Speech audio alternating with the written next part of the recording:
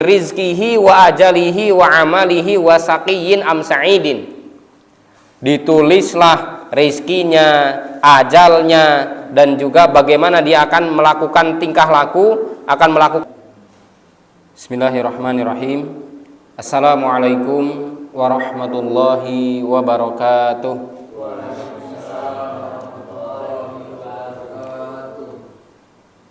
Alhamdulillahirabbil alamin. Nahmaduhu wa nasta'inuhu wa nastaghfiruh wa na'udzu billahi min syururi anfusina wa sayyiati a'malina. Man yahdihillahu fala mudhillalah wa man yudlil fala hadiyalah. Asyhadu an la ilaha illallah wahdahu la syarikalah wa asyhadu anna Muhammadan abduhu wa rasuluhu la nabiyya wa la rasula ba'dah. Allahumma salli wa sallim wa barik ala nabiyyina Muhammad wa ala alihi wa sahbihi wa man tabi'ahum bi ihsanin ila yaumiddin.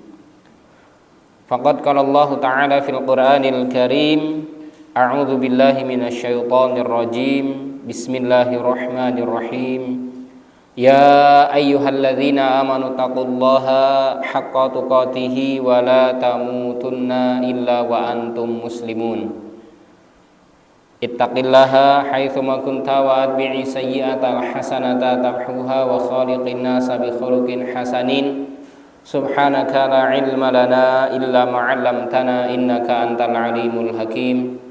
Allahumma la sahla illa ma ja'altahu sahla wa anta taj'alul hazna idza syi'ta sahla. Amma ba'du.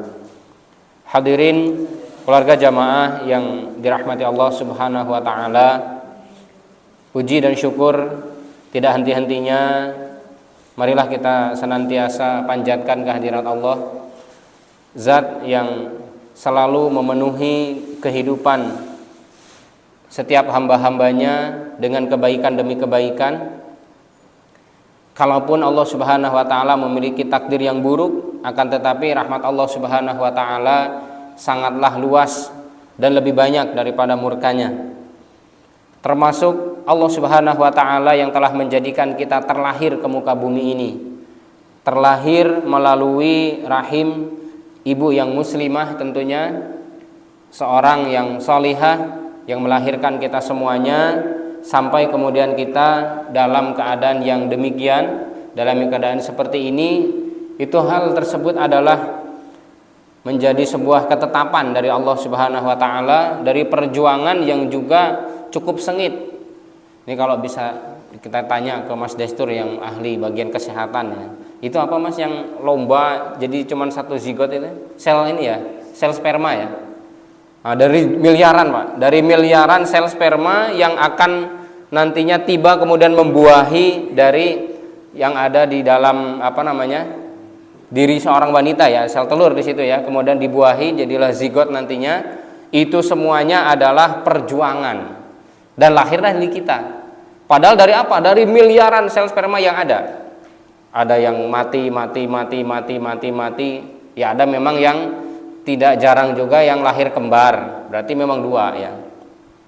Akan tetapi apa? Ini adalah bagian dari satu hal yang patut untuk kita syukuri. Jadi lahirnya kita ke muka bumi ini bukan tanpa sebab, bukan tanpa alasan yang jelas.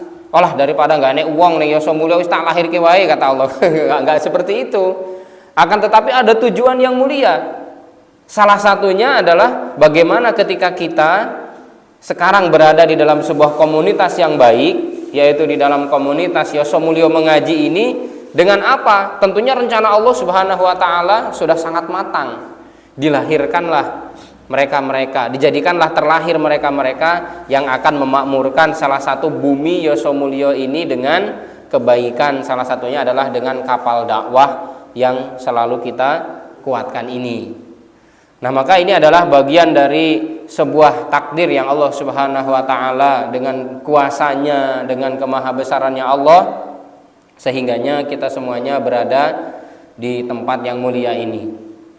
Jamaah yang dirahmati Allah Subhanahu wa taala, salawat teriringkan salam semoga selalu tercurah dan tersampaikan kepada manusia terbaik, manusia yang lahir di akhir zaman, akan tetapi kemuliaannya melebihi mereka-mereka yang hidup sebelum mungkin mendekati penghujung zaman, yaitu Muhammad sallallahu alaihi wasallam.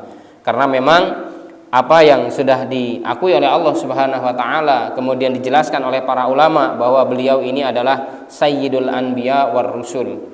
Beliau Nabi Muhammad sallallahu alaihi wasallam adalah pemimpinnya para nabi dan rasul, yang patut untuk kita banggakan kita sebagai umatnya, dan juga patut untuk kita teladani setiap sunnah-sunnahnya, kita berusaha untuk meniti dan mati di atas petunjuknya, mati di atas jalan keimanan.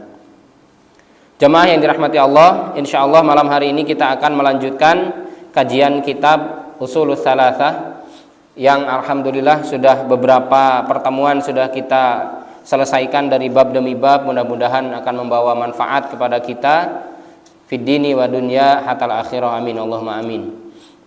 Memasuki bab selanjutnya adalah bab yaitu tentang mengenal Allah Subhanahu wa taala sebagai pencipta alam semesta, langit dan bumi dan seluruh isinya. Itu adalah Allah Subhanahu wa taala yang mengadakan. Qala al-musannif rahimahullahu taala, i'lam, ketahuilah oleh engkau, rahimakallah, semoga Allah Subhanahu wa taala merahmatimu. Jadi di dalam setiap mau masuk kepada bab selanjutnya, sub dari bab selanjutnya, beliau selalu mendoakan kita. Penulis di sini selalu mendoakan kita semuanya agar kita terrahmati oleh Allah Subhanahu wa taala. Maka dengan doa ulama besar, insya Allah akan menjadi doa yang mustajab bagi kita semua. Ketika kita belajar, mengkaji, mudah-mudahan Allah Subhanahu wa taala memberikan kepahaman kepada kita. Kata beliau, annahu yajibu ala kulli muslimin wa muslimatin ta'alluma thalathi hadhil masail. Wajib atas setiap muslim dan muslimah. Ini seyogianya memang ibunya juga hadir, tapi memang mungkin ruangannya nggak mungkin kalau satu ruangan seperti ini ya nanti disampaikan Pak ya, karena ini pesan beliau, yajibu ala kulli muslimin wa muslimatin. Wajib atas setiap muslim, berarti laki-laki, ditujukan kepada laki-laki, wa muslimatin berarti kepada muslimah, kepada muslim perempuan. Ta'alluma, untuk mempelajari salasi hadhil masail, yaitu belajar 3 persoalan ini, wal amalu bihinna, dan beramal dengan 3 hal yang nantinya akan dijelaskan oleh beliau. Meskipun mungkin malam hari ini kita hanya akan membahas 1 poin dulu untuk kita dalami, untuk kita kaji dan juga berusaha untuk kita amalkan. Al-ula, adapun yang pertama, annallaha khalaqana, bahwa Allah Subhanahu wa taala telah menciptakan kita. Di sini beliau menggunakan bahasa khalaqana sebagai mutakalim ya, nahnu, bukan hanya khalaqtum, bukan telah menciptakan kalian, tapi penulis juga di sini merasa bahwasanya beliau juga diciptakan oleh Allah Subhanahu wa taala, dihadirkan ke muka bumi ini atas dasar takdir dari Allah Subhanahu wa taala. Jamaah yang dirahmati Allah Subhanahu wa taala, 3 masalah yang wajib diketahui oleh muslim dalam hal ini adalah Allah Subhanahu wa taala telah menciptakan kita, yaitu manusia. Ini berasal dari dalil sam'iyah, atau kita bisa memahami bahwa Allah menciptakan kita, manusia, jin, kemudian seluruh yang ada di langit dan yang ada di bumi, itu Allah Subhanahu wa taala yang telah menciptakannya. Dalil-dalil yang dapat kita tangkap, dalil-dalil yang dapat kita dapatkan itu adalah yang pertama dalil sam'iyah atau dalil syar'i yang ada di dalam Al-Qur'an. Kemudian yang ada di dalam hadis Nabi Shallallahu alaihi wasallam. Jadi tidak akan terbantahkan. Tidak ada satu pemikiran pun yang kecuali yang rusak dan batil yang akan menolak pemikiran atau menolak pemahaman bahwa Allah Subhanahu wa taala yang telah menciptakan semua alam raya, jagat raya dan seisinya, langit maupun bumi, itu semuanya adalah Allah Subhanahu wa taala yang telah mengadakannya. Kecuali pemahaman ateis yang juga bisa dibantah sekali dengan logika sederhana dari manusia yang memiliki akal sehat dan menggunakan akal sehatnya. Dan termasuk juga adalah dalil akliyah. Makanya di pembukaan di dalam kitab Minhajul Muslim ya, dari yang ditulis oleh Syekh Abu Bakar Jabir Al-Jazairi rahimahullahu taala, beliau menyajikan di dalam kitabnya itu tentang bab akidah. Yang pertama adalah dalil yang nakliyah. Dalil nakliyah ini adalah dalil yang dinukil dari Al-Qur'an, dari sunnah Nabi. Dijelaskan tentang keberadaan Allah Subhanahu wa taala di sana lebih detail, lebih rinci. Kemudian baru setelah itu beliau menggunakan juga dalil akliyah, secara akal, sehingga manusia akan terbuka pikirannya, cakrawalanya akan terbuka. Ketika dia mungkin kurang mempercayai atau bahkan bisa jadi belum mampu untuk mencerna, untuk memahami Al-Quran, bisa jadi mungkin bacaan Al-Qurannya belum lancar atau belum fasih sehingga kurang pede misalkan mau mengkaji melalui Al-Quran, baca dari Al-Quran, bahkan mungkin hadis Nabi, apalagi hadis Nabi misalkan, karena tebal-tebal sekali ya kitab-kitab Taurat itu, kitab-kitab hadis Rasulullah itu. Nah, maka ada juga dalil akliyah yang dihadirkan oleh para ulama untuk apa? Supaya kita lebih yakin dengan apa? Realita yang kita lihat. Kita melihat dengan mata kepala kita sendiri sebuah fenomena, sebuah peristiwa, kejadian yang mana itu semuanya hak dan benar adanya. Kalaupun mungkin tidak semua syariat itu harus bisa dicerna akal. Ada juga memang syariat itu yang hadir, yang kemudian juga diketengahkan oleh Allah Subhanahu wa taala, bisa jadi sebagai bentuk ujian bagi akal kita. Loh, kok akal kayaknya kok kurang nerima ya? Terutama tentang keberadaan Allah Subhanahu wa taala misalkan. Nah, ini baru siapa yang akan berperan? Dalil nakli, yaitu dalil-dalil syar'i baik dari Quran maupun sunnah Nabi Shallallahu alaihi wasallam. Jamaah yang dirahmati Allah, maka dalil sam'iyah itu banyak sekali. Tapi ya harus kita rinci, harus kita pahami semua. Jangan sampai kita hanya pahami hanya satu saja atau mungkin satu atau dua dalil gitu ya, kemudian ditinggalkan yang lainnya. Karena apa? Karena ini akan menguatkan. Karena satu ayat dengan ayat yang berikutnya atau dari surat kemudian ke surat-surat yang lain itu semuanya saling melengkapi. Ada yang menjelaskan tentang Allah Subhanahu wa taala menciptakan seluruh alam raya, kemudian ada yang Allah Subhanahu wa taala menjelaskan tentang bagaimana menciptakan yaitu tubuh manusia, kemudian yang lainnya itu ada. Maka kita kaji pada malam hari ini. Yang pertama dalam surah Al-An'am di ayat yang kedua. Karena memang surah Al-An'am ini kalau kita mau ngaji tentang akidah, khususnya tentang tauhid, yaitu bacalah surah Al-An'am. Semua isi dari surah Al-An'am itu adalah berisi tentang akidah. Jadi kalau panjenengan misalkan belajar akidahnya kok cuman sebulan sekali dengan kita di setiap pekan pertama saja, ingin memantapkan, baca Pak surah Al-An'am dari ayat pertama sampai ayat terakhir. Itu semuanya isinya tentang akidah. Itu semuanya adalah berisi tentang tauhid kepada Allah Subhanahu wa taala. Dari ayat pertama pun sudah berisi tentang tauhid ya. Nah, di ayat yang kedua ini kata Allah, Bismillahirrahmanirrahim, huwallazi khalaqakum min tinin thumma qada ajala wa ajalum musamman indahu thumma antum tamtarun. Kata Allah, dialah Allah yang telah menciptakan kamu min tin, yaitu dari tanah. Percaya gak kita kalau kita ini diciptakan dari tanah liat? Percaya atau tidak kira-kira? Percaya ya. Buktinya apa? Digosok-gosok ngebul gitu ya. Padahal kelumutan gitu ya. Tapi memang betul kita semuanya Nabi Adam alaihi salam itu memang ya awal mula diciptakan oleh Allah Subhanahu wa taala dari tanah liat. Nah, nanti juga akan dijelaskan di situ lebih rinci lagi. Kalau tadi hanya min tin ya. Ada juga nanti min solsol. Nah, kemudian Allah Subhanahu wa taala tsumma qada ajala. Lalu Allah menentukan takdir ajalnya. Allah Subhanahu wa taala juga menentukan takdir dari ajal kita. Bagaimana nanti meninggalnya? Apakah melalui perantara sakit atau mungkin segar bugar tahu-tahu meninggal dalam keadaan sujud gitu ya. Ya karena seseorang itu akan dimatikan sesuai dengan kebiasaannya. Seseorang itu akan diwafatkan oleh Allah Subhanahu wa taala sesuai dengan kebiasaan dirinya dalam aktivitas apa dia di dalam kebiasaan sehari-harinya. Kemudian Allah Subhanahu wa taala juga menyatakan wa ajalum musamman indahu, dan batas waktu tertentu yang hanya diketahui oleh Allah Subhanahu wa taala. Tsumma antum tamtarun, namun demikian kamu masih meragukannya.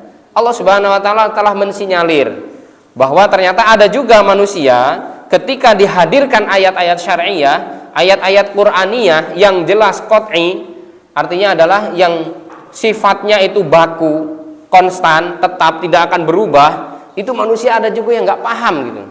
Manusia itu ada saja yang memang mereka tidak yakin, meragukan tentang kebenaran Allah Subhanahu wa taala, tentang keaslian, kemurnian dari Al-Qur'anul Karim yang menjelaskan tentang Allah Subhanahu wa taala lah yang telah menciptakan manusia dan semua makhluk yang ada di muka bumi ini. Jamaah yang dirahmati Allah Subhanahu wa taala, ini jelas ya kepada kita bahwa telah dinyatakan oleh Allah, banyak sekali juga mereka-mereka yang meragukan. Kemudian dalam surah Al-A'raf ayat yang ke-11, ini berbeda-beda, loncat dari satu surat kemudian ke surat berikutnya, itu semuanya menceritakan, menjelaskan tentang bagaimana Allah Subhanahu wa taala itu adalah menyatakan dirinya sebagai sang pencipta jagat raya.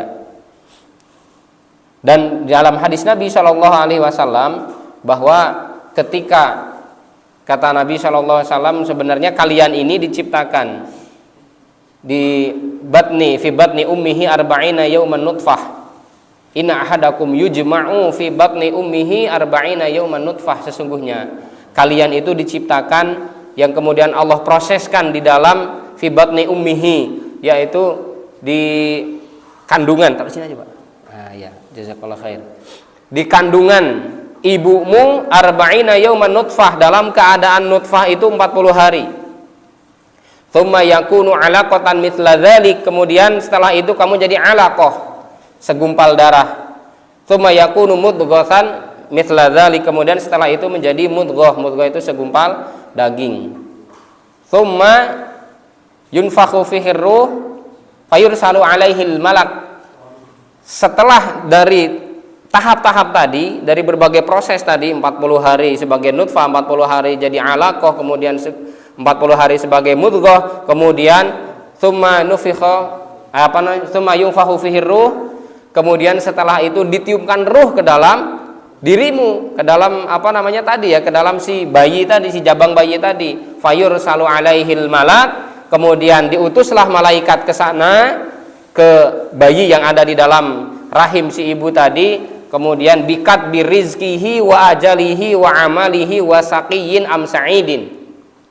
Ditulislah rezekinya, ajalnya, dan juga bagaimana dia akan melakukan tingkah laku, akan melakukan perbuatan-perbuatan di dunia itu tadi. Itu semuanya sudah detail, semuanya dirinci oleh Allah Subhanahu wa taala.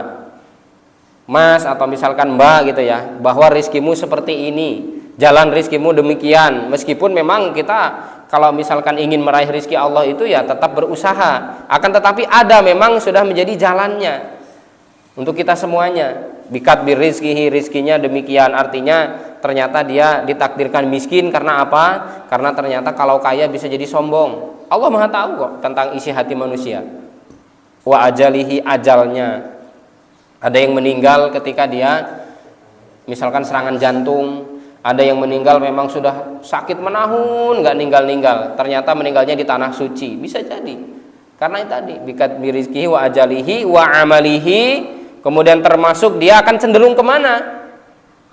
Maka para sahabat itu sampai bingung ketika Allah Subhanahu wa taala itu sudah menegaskan bahwa nanti orang-orang yang lahir nanti itu sudah dijelaskan dia akan menjadi ahli surga atau ahli neraka. Sehingga kata para sahabat, ya sudah kita tunda saja amal wahai Rasul. Karena apa? Percuma beramal, karena sudah tidak ada lagi usaha gitu bahasanya, atau mungkin bisa dikatakan karena sudah tidak ada lagi kesempatan untuk kita menjadi, mungkin bisa jadi lebih baik. Tapi kata Nabi Shallallahu alaihi wasallam, jangan berputus asa. Fakullun muyassarun lima khuliqalah. Setiap manusia akan dimudahkan terhadap apa yang sudah dia takdirkan oleh Allah Subhanahu wa taala. Jadi kita kalau misalkan kita ini selalu memiliki frekuensi kebaikan, kemudian juga bersama orang-orang yang satu frekuensi atau satu pemahaman dengan kita, satu bisa dikatakan komunitas yang baik gitu ya, maka insya Allah berarti itu memang jalan kita menuju surganya Allah. Akan tetapi ketika diajak kepada kebaikan ternyata sulitnya minta ampun, dia cenderung kepada keburukan, kepada ashabus shimal ya, kepada orang-orang yang berbuat buruk, maka bisa jadi dia juga adalah memang sudah ditetapkan ke sana. Meskipun ternyata Nabi SAW juga mengabarkan dan tentunya sangat mengerikan sekali bagi kita semuanya, bahwa ketika manusia ketika dia layak malu bi amalin ahlil jannah hatta ma yakunu bainahu wa bainaha illa dhira' fayasbiqu 'alail kitab wa ya'malu bi amali ahlin nar fayadkhuluha. Dia selalu berbuat kebaikan, dia selalu beramal dengan amalan ahlul jannah, sampai antara dirinya dengan surga itu tinggal sejengkal, tinggal sehasta saja. Fayasbiqu 'alail kitab, akan tetapi ternyata dia sudah ditetapkan oleh Allah yaitu menjadi penghuni neraka. Fayamalu bi amali ahlin nar, sekali saja dia beramal dengan penduduk amalan neraka, fayadkhuluha, ternyata dia mati di atas kekafiran. Nauzubillah. Pernah kita ceritakan tentang kisah Abdah bin Abdurrahim ya, yang dulu dia mujahid, hafal Quran, akan tetapi di akhir kehidupannya murtad dia. Karena apa? Tergoda dengan gadis Romawi. Itu yang jadi satu bentuk pelajaran bagi kita. Kemudian wa inna hadakum la ya'malu bi amali ahlin nar hatta ma yakunu wa bainahu wa bainaha illa dhira'. Dan ada di antara kalian yang beramal dengan amalan penduduk neraka, banyak sekali keburukannya, sampai kemudian antara dirinya dengan neraka tinggal hanya selangkah saja, tinggal sejengkal, tinggal hanya sehasta saja. Fayasbiqu 'alaihil kitab, ternyata takdir sudah mencatat bahwa dia adalah penduduk surga. Fayamalu bi amali ahlil jannah fayadkhuluha, dan dia beramal dengan amalan penduduk surga, Allah ampuni dosanya, dia masuk ke dalam surga. Maka ini tadi jawabannya, fakullun muyassarun lima khuliqalah. Sahabat kan akhirnya pada bingung, waduh aku neng gitu berarti iki kean kok bareng-bareng sama Nabi, Rasulullah wafat kembali murtad gitu. Karena kata Nabi juga, sepeninggalku nanti ada yang gigi gerahamnya nanti lebih besar daripada gunung Uhud. Nah di situ ada Abu Hurairah, di situ ada Hudzaifah bin Yaman. Ternyata yang gigi gerahamnya lebih besar dari gunung Uhud, yang kemudian dia menghuni neraka, itu Ar-Rajal bin Unfuah. Karena ternyata sepeninggal Rasulullah dia murtad, ikut Musailamah Al-Kadzab. Pengen mendakwahi Musailamah Al-Kadzab malah murtad, malah ikut-ikutan. Ini orang kuat aja pengen dakwah pedalaman, nggak kuat nanti.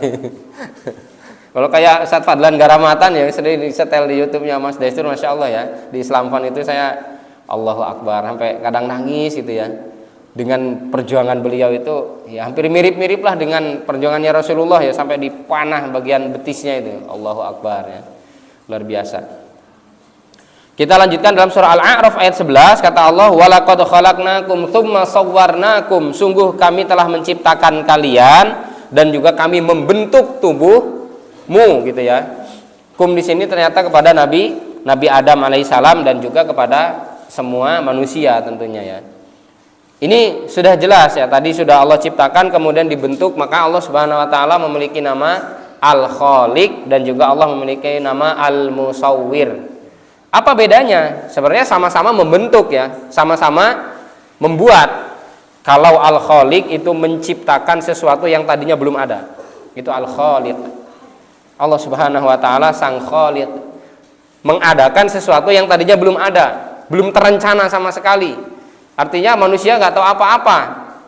Lawang kita aja seperti itu kok, tahu-tahu bujang, ternyata mau nggak mau cenderung kepada seorang wanita, menikah, tahu-tahu lahir anak. Yang anak itu nggak direncanakan. Mirip awakmu apa mirip awakku deh gitu, mirip aku gitu kan, nggak direncanakan, nggak ada ceritanya. Masukan dari dokter, gayanya ini kalau pengen mirip Anda gitu kan, nggak ada. Tapi Nabi menjelaskan kecenderungan. Gak apa-apa, men orang ngantuk lah. Tapi Nabi menjelaskan kecenderungan. Kalau yang paling dominan adalah sperma si laki-lakinya, maka nanti akan karakternya itu lebih melekat kepada bapaknya. Ya itulah pokoknya. Nah ini, kalau al-musawwir itu membentuk rupa. Membentuk rupa berarti kan sudah menciptakan sesuatu kemudian dibentuk rupanya. Akan tetapi rupa kita juga nggak ada yang sama. Nggak ada satupun di sini yang sama. Yang adik kakak pun pasti ada bedanya. Yang kembar sekalipun para jamaah sekalian, itu juga tidak ada yang plek ketiplek sama. Mungkin wajah bisa jadi sama, serupa, akan tetapi sifat nanti akan berbeda. Tetap sifatnya berbeda. Itulah kebesaran Allah Subhanahu wa taala. Lalu dalam surah Al-Hijr ayat yang ke-26, walaqad khalaqnal insana min salsalim min hama'im masnun. Dan sesungguhnya telah kami telah menciptakan manusia, yaitu Adam, dari tanah liat yang kering, yang berasal dari lumpur hitam yang diberi bentuk. Nah ini jelas ya. Maka iblis kan sesumbar. Iblis itu sombongnya luar biasa dengan mengatakan khalaqtani min nar wa khalaqtahu min tin, gitu ya. Wahai Allah, kenapa kok saya harus sujud kepada Adam padahal engkau telah menciptakanku dari api, sedangkan engkau menciptakan Adam itu hanya dari tanah liat. Nggak ada keren-kerennya gitu. Karena kalau api itu kan keren, bisa bakar. Kalau api itu bisa menghanguskan. Api itu bisa meluluh lantakan semua yang ada di sekelilingnya. Padahal justru sifat api itu membakar dan panas tentunya.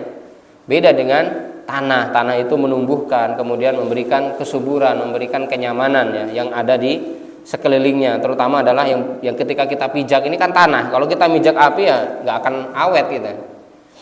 Maka sesumbarnya iblis itu ditolak oleh Allah Subhanahu wa taala. Dan ini juga menyatakan bahwa memang betul ternyata manusia ya, terutama adalah bapaknya manusia atau Abul Bashar, yaitu Nabi Adam alaihissalam, bahwasanya beliau itu diciptakan oleh Allah dari tanah liat yang kering.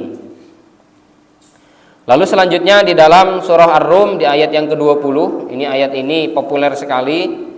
Kemudian setelah ini ayat 21-nya tentang ayat pernikahan, yang kemarin saya baca ketika tasyakuran di rumahnya Ustaz Harno ya. Ada yang hadir nggak? Berapa yang hadir? Pernah diundang. Ada ya. Di surah Ar-Rum di ayat 20 ini kata Allah Subhanahu wa taala, wa min ayatihi an khalaqakum min turab. Dari merupakan tanda-tanda kebesaran Allah Subhanahu wa taala, an khalaqakum, Allah menciptakan kalian min turab, yaitu dari tanah liat. Tsumma idza antum basyarun tantashirun. Kemudian setelah itu ya tiba-tiba kamu menjadi manusia yang berkembang biak.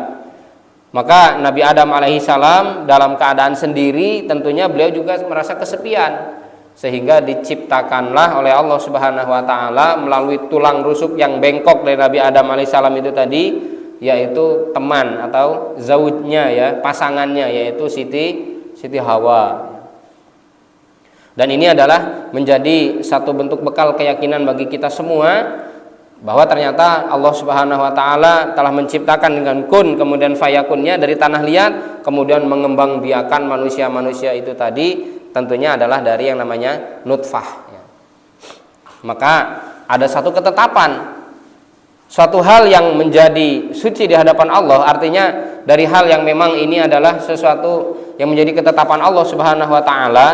Dari nutfah itu tadi harus disalurkan kepada yang memang semestinya. Ketika disalurkan kepada yang tidak semestinya menjadi, kalau bahasanya Roma Irama itu setetes air hina gitu.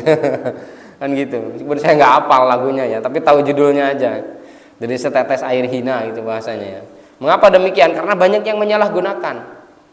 Padahal itu semuanya adalah menjadi cikal bakal bagaimana manusia itu akan lahir, akan memadati muka bumi ini dengan kebaikan yang seharusnya demikian. Sama halnya di dalam surah Al-A'raf ya, di ayat 172 ketika Allah Subhanahu wa taala memberikan kontrak kepada kita semuanya. Wa id akhadha rabbuka min bani adama min zuhurihim dzurriyyatahum wa ashhadahum ala anfusihim alastu birabbikum. Ingatlah ketika Allah Subhanahu wa taala mengambil sumpah, kemudian mengeluarkan dari sulbi anak Adam, kemudian dari mereka-mereka ini ada yang namanya keturunan ya, ada yang namanya keturunan. Kemudian Allah Subhanahu wa taala bertanya, wa asyhadahum ala anfusihim, dan kemudian mereka bersaksi atas diri mereka sendiri, alastu birabbikum, kata Allah Subhanahu wa taala, bukankah aku Tuhan kalian? Maka bayi-bayi yang berada di rahim, berada di kandungan, ya kita semuanya, para jamaah sekalian, kita dulu yang masih berada di kandungan, ya di kandungan atau di dalam rahim ibu kita, ditanya oleh Allah Subhanahu wa taala, alastu birabbikum, bukankah aku adalah Tuhan, yaitu Allah Subhanahu wa taala, Tuhan kalian? Kita menjawab, qalu bala syahidna. Maka kata bayi-bayi tadi atau janin-janin yang ada di dalam rahim si ibu tadi mengatakan, mereka menjawab, ya Allah, kami yakin bahwasanya kami bersaksi engkau adalah Tuhan kami. Meskipun ketika lahir ke muka bumi ternyata ada yang mukmin, ada yang kafir. Yang kafir ini yang pengkhianat. Yang kafir ini yang tidak mau ambil kontrak lagi dengan Allah Subhanahu wa taala. Nah, kita yang beriman ini yang masih terikat kontrak dengan Allah Subhanahu wa taala. Dan dalam kehidupan kita ini terlibat kontrak dengan Allah. Artinya ada sebuah hubungan dengan Allah Subhanahu wa taala. Meskipun bisa dikatakan bukan simbiosis mutualisme ya, karena Allah Subhanahu wa taala tidak merasa diuntungkan ketika kita taat dan juga tidak merasa dirugikan ketika kita semuanya maksiat. Kalau itu simbiosis apa? Komensalisme ya. Yang satu untung, yang satu nggak rugi juga, tapi nggak ada simbiosis berarti. Tapi ada yang namanya hubungan, ada kontrak kerja seolah-olah demikian. Agar kita semuanya dalam surah Az-Zariyat ayat 56, wa ma khalaqtul jinna wal insa illa liya'budun. Tidaklah Allah menciptakan jin dan manusia melainkan agar menjadi penyembah Allah, melainkan agar beribadah kepada Allah Subhanahu wa taala. Jin pun ada yang kafir ternyata, Pak. Jin juga ada yang kafir, makanya suka ikut ke jiwa manusia itu ya, masuk ke ulu hati, merusak. Muslim aja ada yang fasik kok, jin itu. Sama dengan muslim manusia ada yang fasik, maka mereka juga sama. Yang suka ganggu-ganggu di musola, di masjid gitu ya, sehingga orang tidak tenang iktikaf. Kok ngerti-ngerti pindah neng beduk gitu. Ya ada, cerita itu ada seperti itu. Ada yang pindah di kuburan karena tidur di bagian imam gitu. Ya memang kalau dia itu ngeces gitu ya, yang enggak ini juga enggak baik kan itu. Mencemari gitu ya. Maka ada yang dipindah ke sana. Dan itu jahil, dia adalah jin muslim yang fasik biasanya. Mereka juga ada di masjid. Nah, ini semuanya adalah diperintahkan oleh Allah Subhanahu wa taala untuk hanya menyembah kepada Allah Subhanahu wa taala.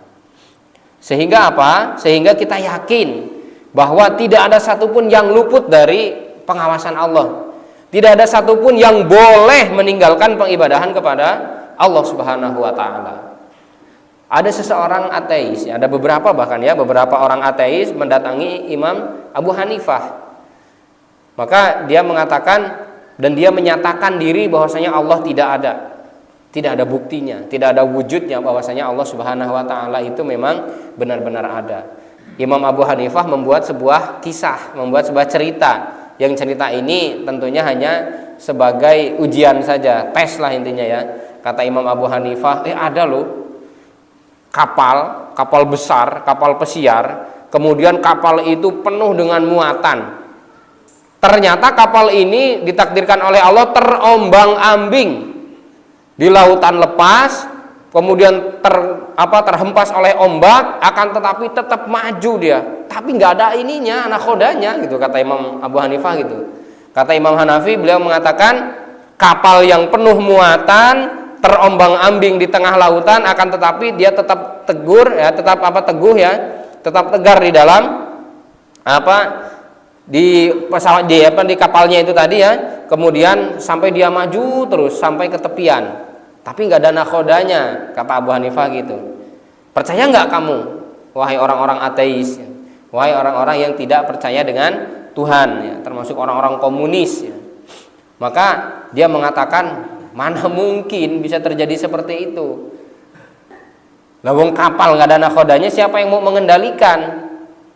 Oke, menurutmu seperti itu ya? Ini dalil akli namanya, dalil akal sehat yang kita gunakan, yang dijadikan oleh Abu Hanifah sebagai hujah bagi mereka yang ateis. Itu adalah dalil akliyah.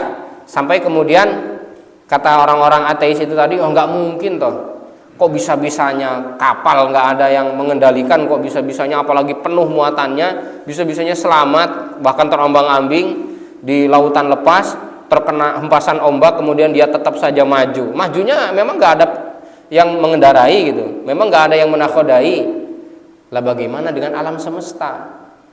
Alam raya ini luas gitu. Kalau mungkin kita kepada anak-anak muda yang mereka terjangkit penyakit ateis itu, alam ini luas bro gitu, ada bronya mungkin ya. Ujung-ujungnya yang lebar, kemudian juga keteraturan yang ada di langit dan di bumi. Di langit kita lihat bagaimana formasi-formasi galaksi Bima Sakti yang ada itu, dan yang lainnya misalkan. Mungkin nggak itu kalau tidak ada yang memelihara? Mungkin tidak kalau itu tidak ada yang menciptakan. Akhirnya mereka menangis, kemudian akhirnya menyatakan masuk Islam. Nek ulama gede itu gampang ya Pak masukkan Islam orang itu kayaknya. Hanya dengan permisalan saja seolah-olah gitu, dengan logika saja. Imam Abu Hanifah belum berijtihad itu. Karena beliau ini terkenal ahli fikih ya. Imam Abu Hanifah itu ahli ijtihad. Nah, nggak pakai ijtihad tentunya itu, tapi sampaikan dengan dalil akal saja. Orang-orang ateis yang tadinya menggebu-gebu mengatakan Tuhan itu tidak ada, mereka luluh hatinya. Karena apa? Sebenarnya dasar hati manusia itu adalah baik, karena hawa nafsunya saja yang selalu menyeret, menggunakan segala bentuk kekuatannya untuk menjadikan manusia itu tadi cenderung kepada keburukan. Dan Allah Subhanahu wa taala menyatakan dalam ayat yang lain dalam surah Az-Zumar di ayat 62, Allahu khaliqu kulli syai', Allah pencipta segala sesuatu. Ini lebih umum lagi. Ini adalah nasnya lebih umum lagi bahwa Allah mencipta, ya khaliqu kulli syai' itu ya semua segala sesuatu. Baik yang nampak maupun yang tersembunyi. Termasuk adalah virus, itu semuanya adalah diciptakan oleh Allah Subhanahu wa taala. Allah yang menggerakkan, Allah yang menghidupi. Yang mungkin kita tidak bisa melihatnya, plankton atau mungkin amuba. Nah, maka semua teori-teori batil yang pernah dikemukakan oleh Aristoteles, ini saya ingat dulu saya ketika kelas 1 SMP, bahkan pernah dapat tugas. Aristoteles mengatakan, kata ininya gurunya ya, karena saya dulu SMP negeri Pak, ya gurunya juga ada yang non muslim memang, waktu itu gurunya orang Kristen ya. Jadi dia yakin betul, dia menyatakan dan bahkan ada indoktrinasi di situnya, didoktrin betul bahwasanya Aristoteles ini adalah ilmuwan hebat, disimak gitu ya. Jadi dia mengatakan bahwa makhluk hidup itu terlahir dari makhluk hidup itu sendiri. Teori ketuhanan ditolak. Bahasanya gitu. Teori ketuhanan itu ditolak karena apa? Ternyata belatung itu terlahir dari sekerat daging yang dibusukkan. Sampai saya disuruh eksperimen. Semua siswa ketika itu, pokoknya semua siswa kelas 73 saya dulu ya, kelas 7C saya dulu. Agak pekok berarti ya kelas 7C.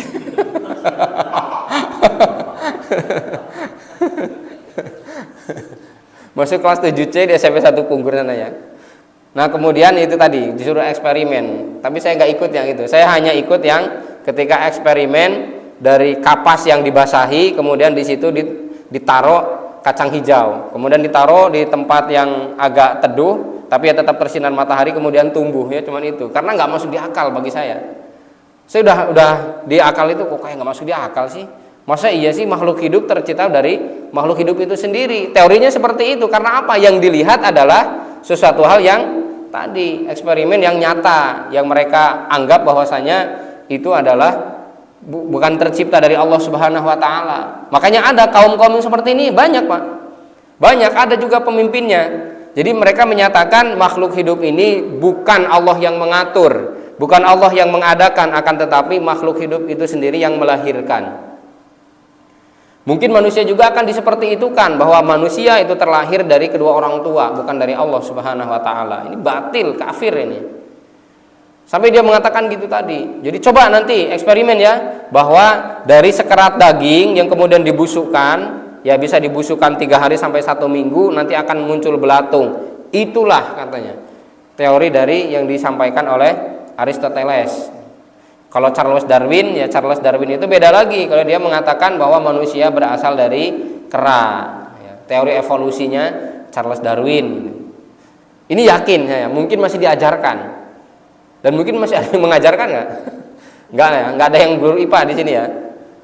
Maka kalau misalkan kita dapat teori ini, meskipun kita sebagai guru dan bertanggung jawab terhadap hal tersebut, sampaikan dalam tauhid kita tidak demikian. Di dalam akidah kita menolak tentang teori ini. Karena apa? Apalagi itu adalah teori orang ateis ya. Meskipun kita tidak anti juga dengan teori-teori orang-orang non-muslim itu ya. Tidak semuanya harus ditinggalkan, itu tidak. Akan tetapi suatu hal yang menerobos syariat ini yang harus kita tegas di dalam hal tersebut. Jamaah yang dirahmati Allah Subhanahu wa taala, kemudian dalam surah As-Saffat ayat 96, wallahu khalaqakum wama ta'malun, dan Allah menciptakan kalian dan apa yang kalian lakukan. Dan juga wama khalaqtul jinna tadi wal insa illa liya'budun. Jamaah yang dirahmati Allah Subhanahu wa taala, sehingga dalil-dalil yang meskipun itu mungkin sulit untuk dicerna, akan tetapi secara akal bisa kita terima, ini bisa menjadikan kita memahami dan juga bisa menjadi ilmu bagi kita semua. Mungkin bisa jadi di antara kita ada yang belum mampu kalau untuk memahami, kemudian mentelaah, bahkan mengkaji tafsirnya dari ayat-ayat Allah yang di sana sifatnya menjelaskan tentang keberadaan Allah, kemudian juga termasuk di dalamnya tentang hal-hal yang bisa memberikan keyakinan kita lebih dalam tentang penciptaan Allah Subhanahu wa taala. Akan tetapi dari akal sehat saja yang kemudian kita cerna segala apapun yang ada di muka bumi ini, itu menandakan bahwasanya memang ada sesuatu yang mengadakan. Karena tidak mungkin, ini agak belit-belit memang bahasanya, sesuatu yang tidak ada itu diadakan oleh sesuatu yang tidak ada. Sesuatu yang ada diadakan oleh sesuatu yang tidak ada, kan nggak mungkin itu. Pasti adanya sesuatu, meja, ada buku, ada handphone, ada kue, ada mic ini, pasti ada yang buat. Itu sederhananya. Akan tetapi bagaimana dengan langit dan bumi ini? Kalau sampai tidak ada yang menciptakan, lalu apa? Lalu siapa yang menciptakan kalau dengan dianggap bahwasanya tidak ada yang menciptakan? Jamaah yang dirahmati Allah Subhanahu wa taala, sudah Isya ya? Cukup, enggak ada pertanyaan? Cukup ya? Atau ada pertanyaan silahkan. Sudah masuk Isya. Satu aja boleh, satu. Kaitannya dengan poin ini. Yang akhirnya banyak sekali ya, termasuk Jubair bin Mut'im ini dia masuk Islam karena apa? Karena ternyata dari hujjah Nabi di dalam surah At-Tur ayat 35. Am khuliqu min ghairi syai'in am humul khaliqun am khalaqus samawati wal ardi bal la yuqinun. Ketika Allah Subhanahu wa taala menyatakan apakah mereka diciptakan oleh sesuatu yang tidak ada atau mereka yang menciptakan, misalkan itu. Am khalaqus samawati wal ard bal la yuqinun, atau ada yang menciptakan langit dan bumi selain Allah tapi mereka tidak yakin. Gimana? Itu kan ada buku dulu kan, bukunya dunia murtad tanpa sadar, Kafir tanpa sadar. Kajian bab ini bisa nggak kita juga di ranah itu? Kafir tanpa sadar ya. Artinya kita nggak yakin Allah Subhanahu wa taala itu ada gitu ya. Ya, baik, ketika barakallah ya. Ketika memang seseorang itu artinya tanpa sadar di sini sebenarnya paham ya. Sebenarnya paham bahwasanya dirinya ini secara hatinya, secara nalurinya dia tahu bahwasanya dia ada yang menciptakan. Ateis sebenarnya itu tahu, Pak, bahwasanya dia itu ada yang menciptakan. Orang-orang musyrik Mekah dulu, orang-orang Quraisy musyrik ya, di Mekah itu dia tahu bahwasanya Allah Subhanahu wa taala yang menciptakan. Akan tetapi karena hawa nafsunya, nah maka kalau dia sebenarnya menyadari dalam nalurinya, kemudian dia bisa dikatakan kok tanpa sadar itu, kalau misalkan dia jahil, betul-betul jahil, tidak pernah tahu, seperti orang-orang yang berada di masa fatrah, terputusnya wahyu ya. Kemudian juga termasuk di dalamnya orang-orang yang berada di pedalaman-pedalaman seperti di Irian, yang mereka nggak tahu tentang teori ketuhanan seperti apa. Taunya mereka doktrin dari kepala-kepala sukunya misalkan. Dan dia dinyatakan seperti ini dan dia ikut. Nah, ini akan berhujah nanti orang bodoh seperti ini.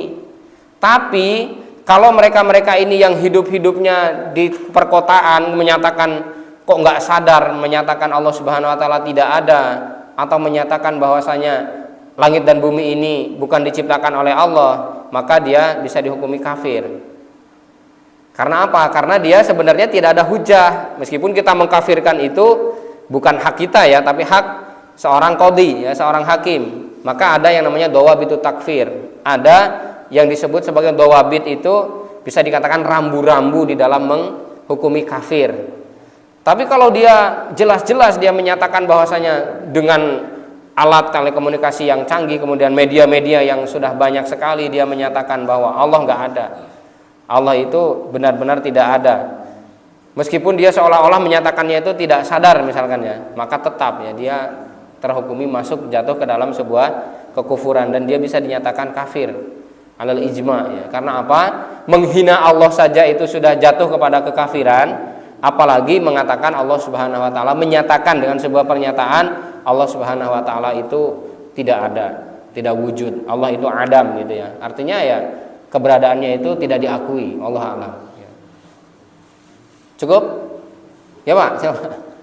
Karena waktu sudah masuk Isya, jadi mungkin nanti bisa dilanjutkan sambil ngobrol-ngobrol, sambil ada yang dipertanyakan, karena malam hari ini disediakan sama panitia bakso gratis. Jadi sambil makan bakso, Masya Allah. atau kalau masih belum jelas bisa ditanyakan. Ya baik. Ya nanti berarti dilanjut aja ya, sambil ngobrol-ngobrol ringan ya, sambil ngobrol-ngobrol ringan. Nanti kalau misalkan ada satu hal yang memang perlu untuk kita diskusikan, ada yang ditanyakan, insya Allah kita layani ya, kita sama-sama belajar. Baik, berarti kita cukupkan dulu sampai di sini karena memang terbatas waktu kita. Mudah-mudahan apa yang kita kaji menjadi manfaat bagi kita semuanya, dan juga jangan lupa sampaikan kepada istri masing-masing, jangan istri orang ya, istri masing-masing, kepada keluarga, kepada sanak famili kita semuanya. Kita tutup dengan hamdalah dan doa kafaratul majelis. Alhamdulillahirabbil alamin, subhanakallahumma wa bihamdika asyhadu an la ilaha illa anta astaghfiruka wa atubu ilaik. Bila taufiq wal hidayah. Wassalamualaikum warahmatullahi wabarakatuh. هبت كالريح كالريح كالريح قوية هبت كالنار كالنار كالنار وضية